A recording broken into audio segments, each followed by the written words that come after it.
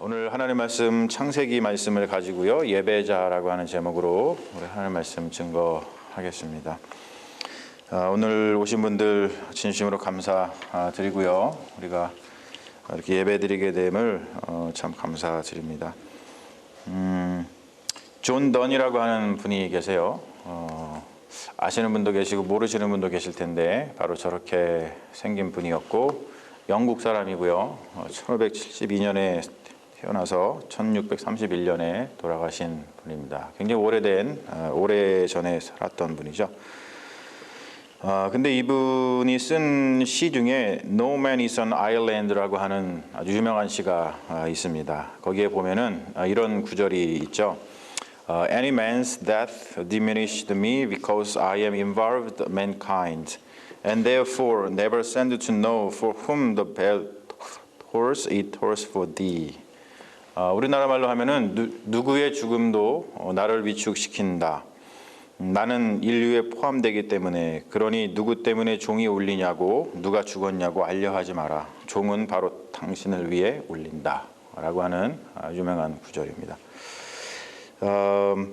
이걸 보셔서 아시는 분은 아시겠지만 해밍웨이의 소설이 있죠. 누구를 위하여 종은 울리나. 이 소설은 바로 이 해밍웨이가 이 존 던의 이 시에서 저 문구를 가지고 와서 소설의 제목으로다가 빌려온 것이죠. 존 던은 참 어려운 시대를 살았습니다. 영국인으로서 16세기 종교개혁을 지나서 성공회가 국교로 자리 잡아가면서 카톨릭 진영하고 굉장히 많이 싸우던 그런 시대에 살았습니다. 이 존 던은 유토피아의 작가로 알려진 토마스 모어의 여동생의 손자입니다. 유명한 사람이죠. 원래 카톨릭 신자였던 존 던은 나중에 성공회로다가 전향을 하고 성공회 신부가 됩니다. 그리고 그렇게 된 데에는 여러 가지 삶의 애환이 담겨 있습니다. 신앙의 자유가 허용되지 않던 그런 시절에 자기의 신념과 신앙을 지키는 것은 목숨을 내어놓는 것과 같았어요. 그러니까 신앙을 지키느라고 가족과 친구들이 죽어나가는 상황에서 신앙을 지키는 것은 쉬운 일이 아니죠. 그러니까 지금 생각을 해보면은 16세기하고 17세기 유럽에서 발생했던 종교 전쟁은 허무하기 짝이 없습니다.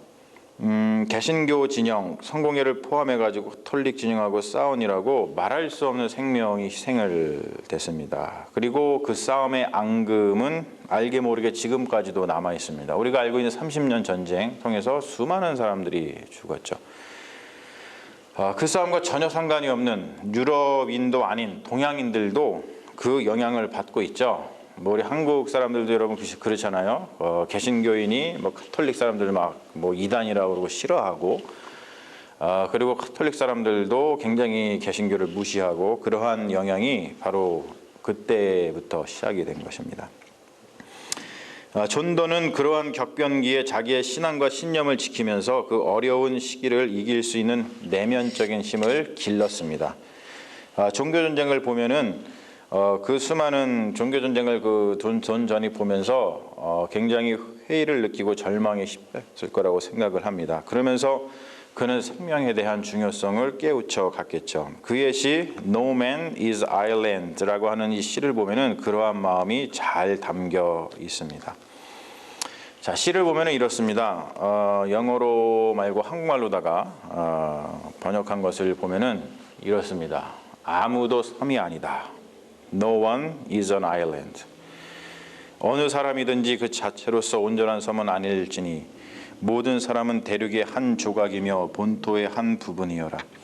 만일에 흙 한 덩어리가 바닷물에 씻겨 내려가게 되면 유럽 땅은 그만큼 작아질 것이며 만일에 모래벌이 그렇게 되더라도 마찬가지며 그대의 친구들이나 그대의 자신의 땅이 그렇게 되어도 마찬가지여라. 어느 누구의 죽음이라 할지라도 나를 감소시키나니 나란 인류에 포함되어 있는 존재이기 때문이다. 그러니 누구를 위해서 저 조종을 울리는지 사람을 보내어 알려고 하지 말라. 종은 바로 그대를 위하여 울리는 것이므로. 굉장히 아멘이라고 하는 말이 저절로 나오는 아주 유명한 그러한 시이고 너무나도 우리의 마음을 울리는 그러한 시입니다. 어려운 시기에 우리는 예배를 생각을 합니다.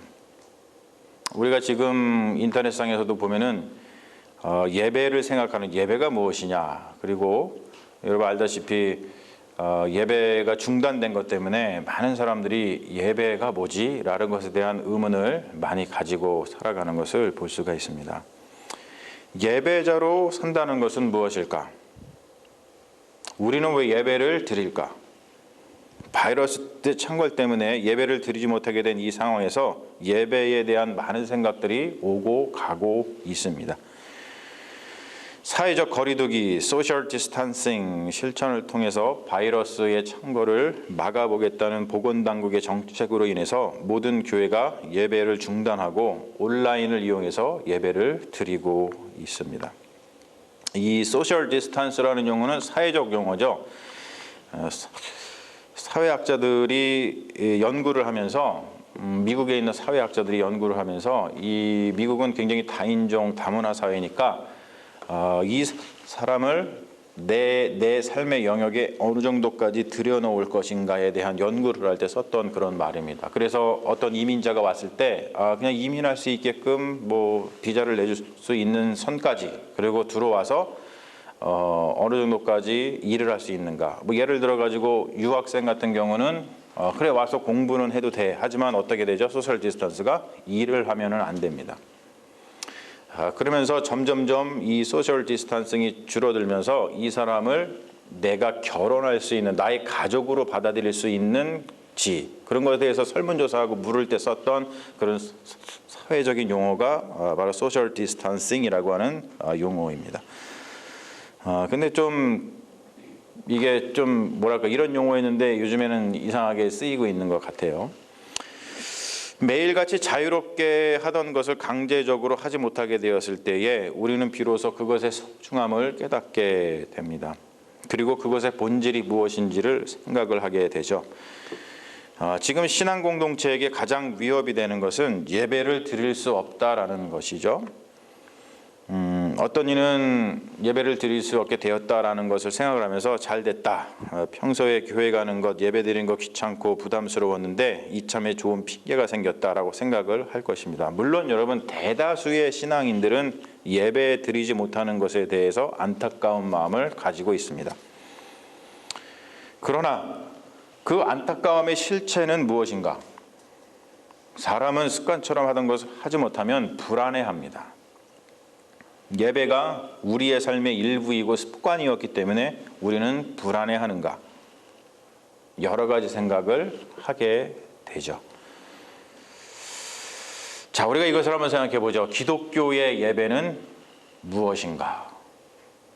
기독교의 예배는 무엇인가? 본질적인 물음을 우리가 한번 던지고 넘어갈 필요가 있습니다. 여러분은 기독교인으로서 주일날 와서 예배를 드리는데 어떠한 마음을 가지고 예배를 드리셨습니까?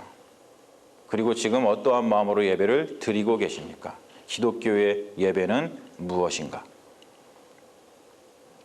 저는 오늘 우리가 읽은 존 넌의 시가 기독교의 예배가 무엇인가를 잘 설명해 주고 있다고 생각을 합니다. No man is an island. 누구도 섬이 아니다. 혼자가 아니다. 우리 모두는 연결되어 있다. 각 사람에게 연결되어 있을 뿐만이 아니라 세계의 모든 이들과, 그리고 더 나아가서 우리는 하나님과 연결되어 있다. 여러분, 이것이 기독교 예배의 의미라고 생각을 합니다. 본문에서 우리는 아브라함의 예배를 통해서 그것이 어떻게 작동하는지 볼 수가 있어요. 기근 때문에 애굽으로 피던 아브라함의 이름을 받기 전에 일행이 다시 가나안 땅으로다가 돌아오죠. 12장에 보면은 기근 때문에 피신했던 애굽에서 아찔한 사건이 있었습니다. 자칫 잘못하다가 애굽 왕한테 아브라함이 자기의 아내를 빼앗길 뻔했죠. 그런데 하나님의 인도하심과 하나님의 섭리하심으로 인해서 가정 모두 몸 성이 그리고 더불어서 애굽 왕이 하사해 준 많은 재물을 받고서 다시 가나안 땅으로 돌아오게 되는 이야기가 있습니다.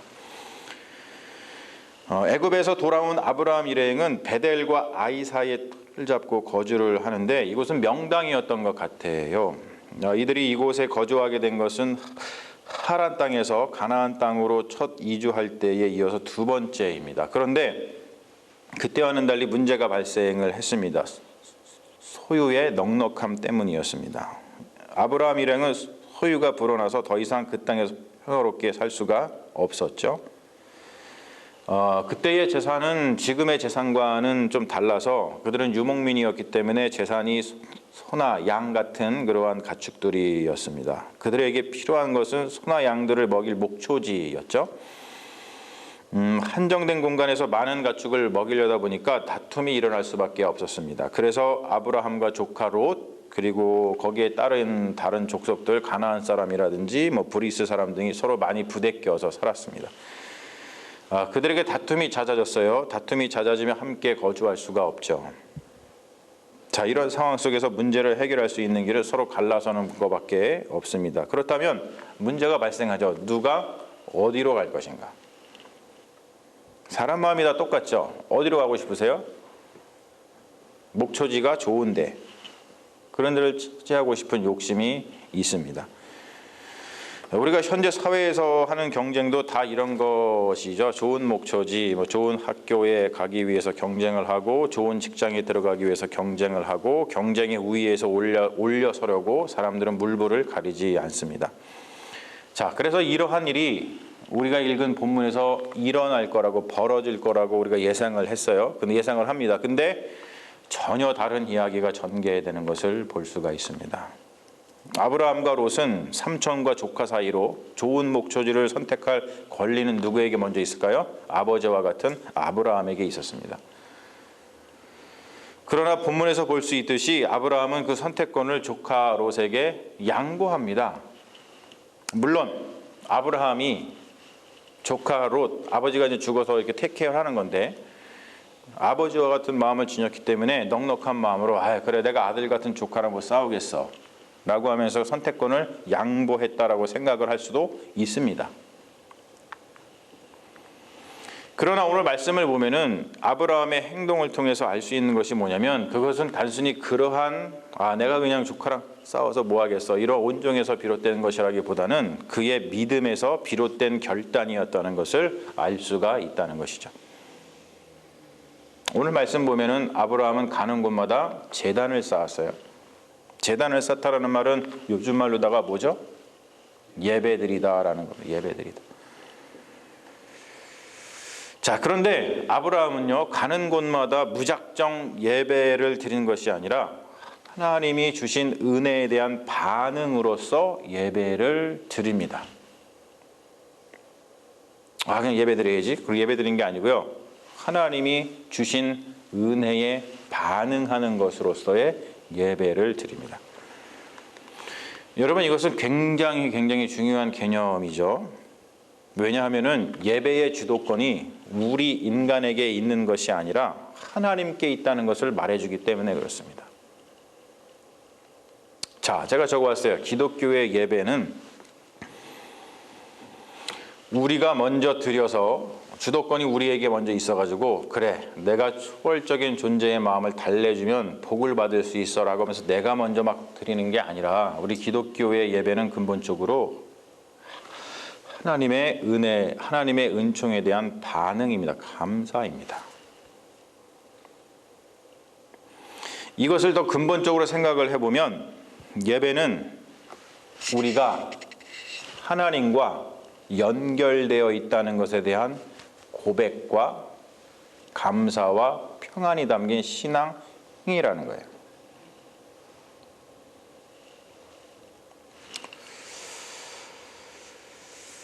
여러분, 지금 교회당은 종탑이 없어요.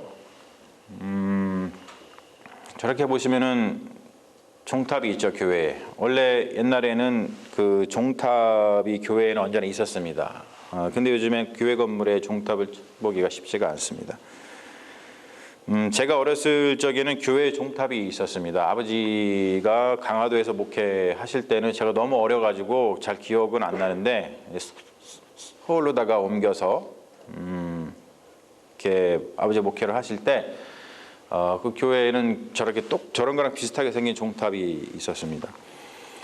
저 종탑에는 긴 밧줄이 들어오져 있는데요. 제가 뭐 5살, 6살, 7살 때 어릴 때니까 당연히 어떻게 하고 놀았겠어요? 저 종탑에 있는 그 밧줄이 굉장히 두꺼운데 그거를 막 타면서 놀았습니다. 그리고 주일 아침 예배가 있다는 것을 알리기 위해서 정해진 시간에 교회의 집사님 한 분이 거르지 않고 종을 잡아당겨서 울렸습니다. 그 교회의 종은 누구를 위해서 울리나? 지금 생각을 해보면 그 종이 왜 울렸는지 그때는 몰랐습니다. 그저 예배 시간을 알리는 역할만 있는 줄 알았어요. 뭐 지금도 여러분 그렇게 생각을 하실 거예요. 그렇기도 했겠죠. 그때는 알람 시계가 없었으므로, 그리고 농촌 사회였기 때문에 다 일을 했습니다. 농가밭에 나가서. 그러다 보면 예배 시간을 놓치는 일이 다반사였습니다. 그러므로 종을 쳐가지고 동네 가득 종소리가 울려 퍼지게 해가지고 하던 일을 잠시 내려놓고 교회에 모여서 예배를 드렸을 거예요. 그러나 지금 생각하면은 교회 종소리는 단순히 예배 시간을 알리기 위한 기능만 있었던 것이 아닌 것 같아요. 지금 질문하고 있죠. 교회의 종은 누구를 위하여 울리나? 여러분, 교회의 종은 누구를 위하여 울립니까? 바로 나 자신을 위해서 울립니다. 종소리가 울릴 때 우리는 나 혼자가 아니라는 것을 알게 됩니다. 종소리는 나만 듣는 것이 아니라 다른 가족들도 듣습니다. 종소리가 울리면 우리 가족만 듣는 것이 아니라 우리 동네에 사는 우리 이웃들도 다 같이 그 종소리를 듣습니다. 그 말은 뭐냐면 나는 그들에게 연결되어 있다는 거예요. 그리고 무엇보다도 우리 모두는 하나님에게 연결되어 있다는 것이죠. 여러분, 그것을 존재론적 차원에서 알게 해주는 것이 종의 존재입니다. 이러한 깊은 존재론적 차원의 의미를 지니고 있는 교회의 종소리가 더 이상 울려 퍼지지 못하는 것이 못내 아쉽습니다. 종소리를 통해서 우리가 서로 연결이 되어 있고 우리가 궁극적으로 하나님께 연결되어 있는 은총받은 존재라는 것을 안다면 오늘 우리가 아브라함의 이야기를 통해서 보고 있는 것처럼 우리가 무엇을 하든지 자애로운 선택을 할 수 있을 겁니다. 어려운 시절 나만 먹고 살겠다고 사재기를 하지 않을 것이고 주변의 어려운 이들을 먼저 챙겨주는 온정이 넘쳐나겠죠. 귀찮게 교회 가지 않아서 불편하다는 생각보다도 어떠한 방법을 통해서든 예배를 드리며 우리가 하나님께 연결되어 있는 존재라는 것을 자각하고 고백하는 그러한 일에 최선을 다할 것입니다. 무엇보다 여러분, 그 누구도 섬처럼 사는 사람이 없다는 것을 알고 서로가 서로에게 연결되어 있고 우리가 다 하나님께 연결되어 있는 은총받은 사람이다 라고 하는 뿌듯한 마음이 우리에게 자리 잡고 있어서 불안과 공포와 혐오를 몰아내고 그 안에 오직 감사만이 자리를 잡을 수 있게 될 것입니다. 여러분, 이 어려운 시기에 여러분에게 다시 한번 여쭙고 싶습니다. 여러분은 예배자입니까?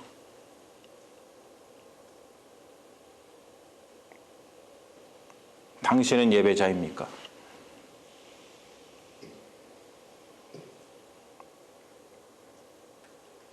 사랑하는 여러분, 우리는 예배자입니다.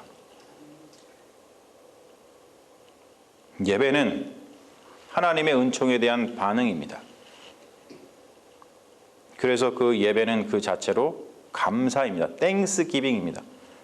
우리 개신교에서 미워하는 가톨릭은 예배 자체를 뭐라고 부릅니까? 미사라 불러요. 미사. 미사가 무슨 뜻이죠? 감사, 성찬례라는 뜻이에요. 예배는 감사입니다.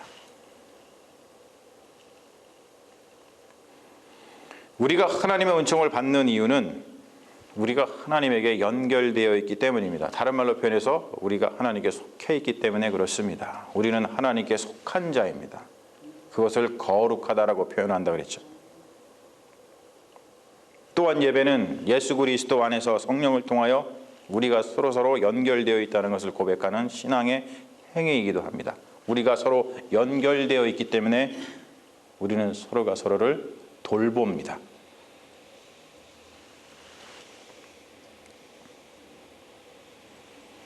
오늘 말씀은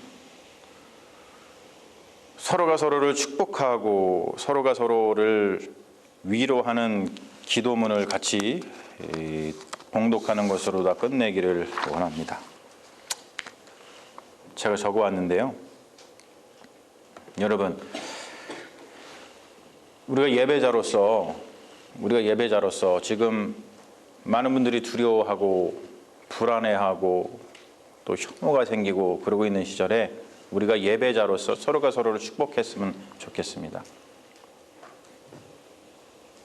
우리 이것을 함께 이 기도문을 같이 읽으면서 이렇게 손을 좀 뻗치시고 서로가 서로를 축복하면서 이 기도문을 같이 봉독을 한번 하기를 원합니다. 손을 이렇게 옆 사람한테 이렇게 뻗치셔서 같이 한번 우리 간절한 마음으로 기도하겠습니다. 시작. 예배자 여러분, 두려워하지 마십시오. 우리는 서로 연결되어 있으며 하나님께 연결되어 있습니다. 두려운 마음이 들거든 더 많이 예배를 드리십시오. 예배를 드리며 하나님의 은총을 생각하십시오. 하나님은 자기에게 속한 생명을 내버려 두지 않으십니다. 살려주시고 먹여주시고 입혀주시고 풍성하게 해주십니다. 그러므로 사랑하는 여러분, 하나님의 은총 안에서 평안을 누리십시오. 그 어떠한 상황에서도 우리를 향한 하나님의 사랑을 의심하지 마십시오. 예배 가운데 말씀과 기도로 거룩하여 지십시오. 주님은 죽기까지 죽음 이후에도 우리와 함께 하시며 우리에게 영원한 생명을 주십니다. 믿음으로 모든 어려움을 이겨내고 평안 가운데 거하십시오. 이것이 우리를 향한 주님의 뜻입니다. 아멘.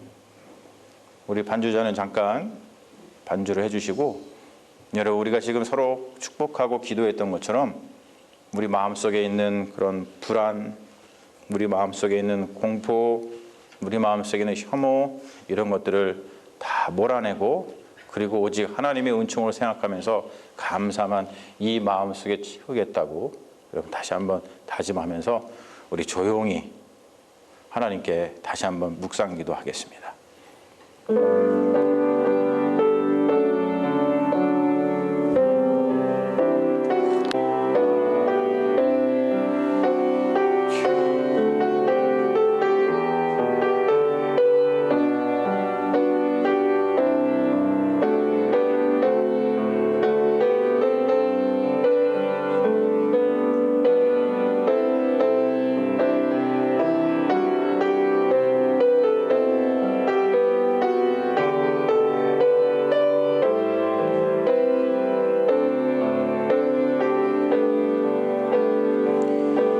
주님,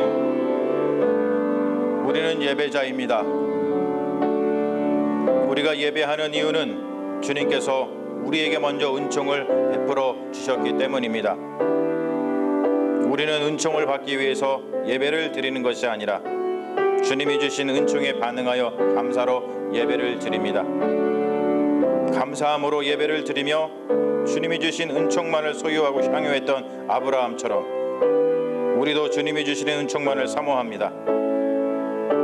우리의 예배는 주님이 주시는 은총만을 사모하겠다는 믿음의 예배이오니 주님, 우리의 예배를 받으시고 은총을 더욱 부어 주소서. 예수님의 이름으로 기도합니다.